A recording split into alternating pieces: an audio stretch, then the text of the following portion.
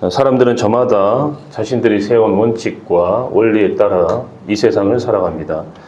자신만의 원칙과 철학을 가지고 결정하고 선택하고 행동하며 또한 그것으로 다른 사람들을 판단하며 비판하기도 하죠.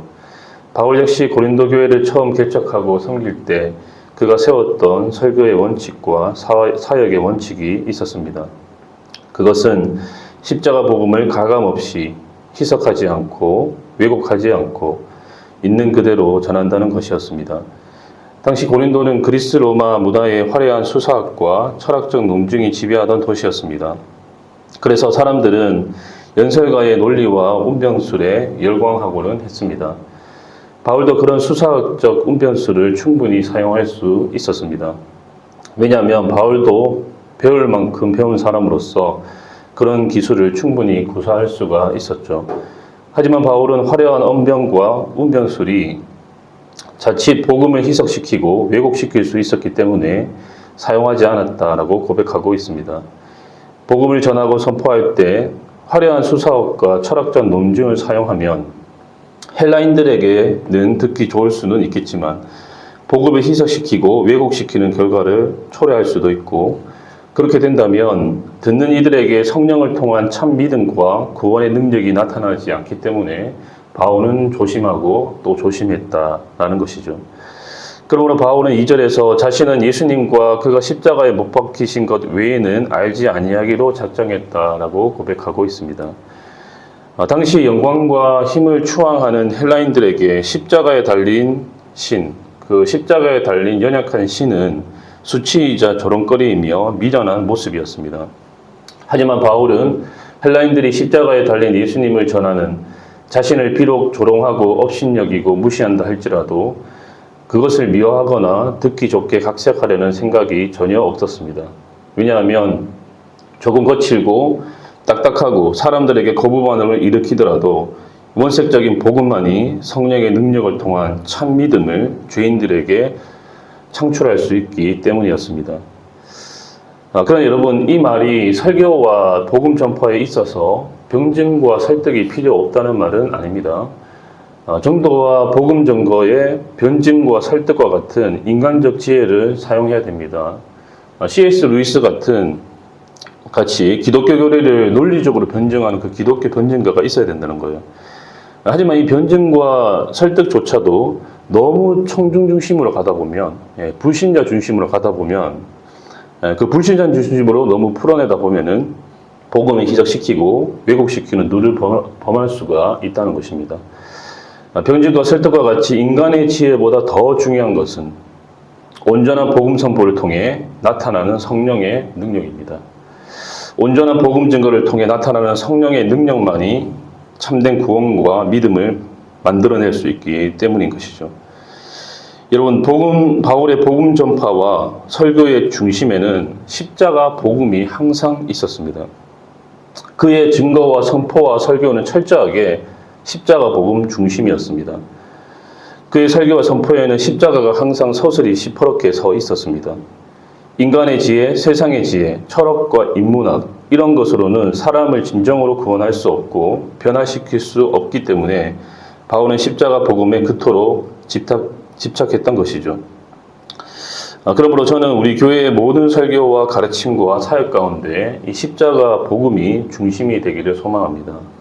우리 교회 모든 설교자들과 또 성경 교사들과 주일학교 교사들의 선포와 가르침과 메시지 가운데 복음이 살아있어서 하나님의 능력이 나타나며 그로 인해서 참된 구원과 변화의 역사들이 풍성하게 나타나기를 소망합니다.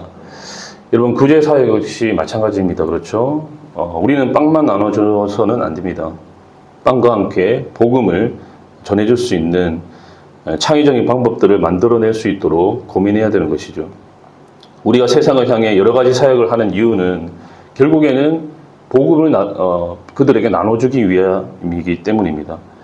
세상을 향한 우리의 모든 사역들을 어떻게 하면은 복음과 연결시킬 수 있을지를 우리는 계속해서 고민하면서 그 답을 찾아가야 하는 것이죠. 바울은 계속해서 십자가의 도가 감춰져 온 비밀이었으나 성령을 통해 이제 계시된 진리임을 이야기하고 있습니다. 하나님의 비밀, 하나님의 지혜인 복음은 세상의 지혜, 이 세상에 내놓으라 하는 유명한 철학자들, 지성인들의 이 지혜로는 죽었다 깨어나도 알 수 없는 비밀이었습니다. 8절 말씀을 보시면 이 지혜는 이 세대의 통치자들이 한 사람도 알지 못하였나니 만일 알았더라면 영광의 주를 십자가에 못 박지 아니하였으리라. 자, 그러면서 하나님의 감추어진 비밀을 여는 유일한 열쇠는 오직 성령임을 언급합니다. 10절입니다.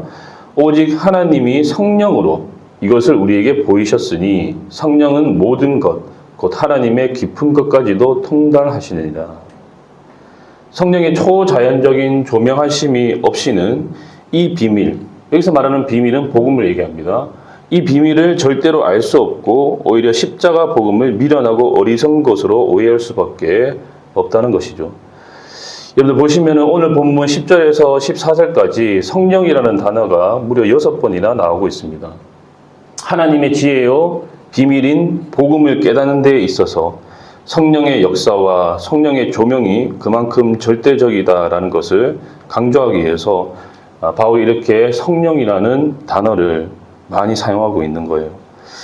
인간 스스로의 지혜와 통찰, 노력으로는 절대로 알 수도 없고 깨달을 수도 없는 것이 바로 하나님의 비밀, 하나님의 지혜인 복음인 것입니다.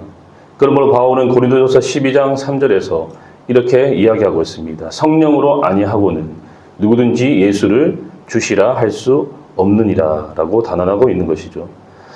그러나 성도 여러분, 성령의 역사와 조명은 우리의 구원뿐 아니라 우리가 성화의 과정을 이루어가는 신앙생활 전반에 걸쳐서도 너무나 중요하고 필요한 하나님의 은혜입니다.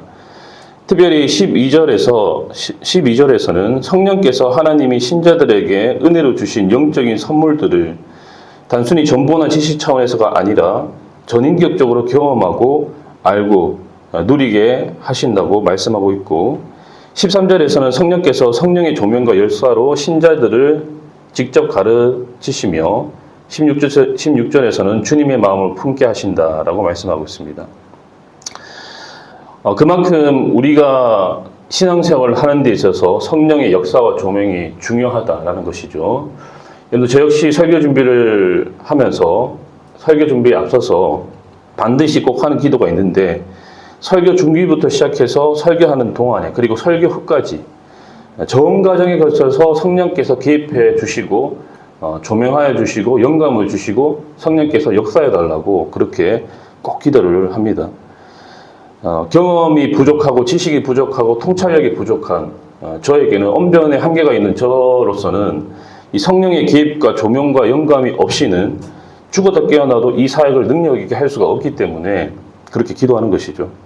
설교를 하는 저도 그렇고 저의 설교를 듣는 청중도 그렇고 성령의 조명과 역사가 아니고서는 어떻게 말하면 저의 설교가 세상에서 하는 강의 수준 정도에 머물 수밖에 없기 때문에 그렇게 기도를 하는 것입니다. 그러므로 사랑하는 성도 여러분, 여러분들의 예배와 일상 가운데 성령의 조명하심과 역사가 풍성하게 나타나기를 소망합니다. 여러분들의 예배와 그 경건의 시간 가운데 그리고 여러분들의 섬김과 사역 가운데 그리고 여러분들이 일상을 살아가는 그 일상의 삶 가운데 성령의 개입과 성령의 역사와 성령의 도우심이 있기를 소망합니다. 여러분들 우리가 신앙생활을 제대로 영위하는 데 있어서 성령의 역할과 역사가 얼마나 중요한지 얼마나 필요한지 모릅니다.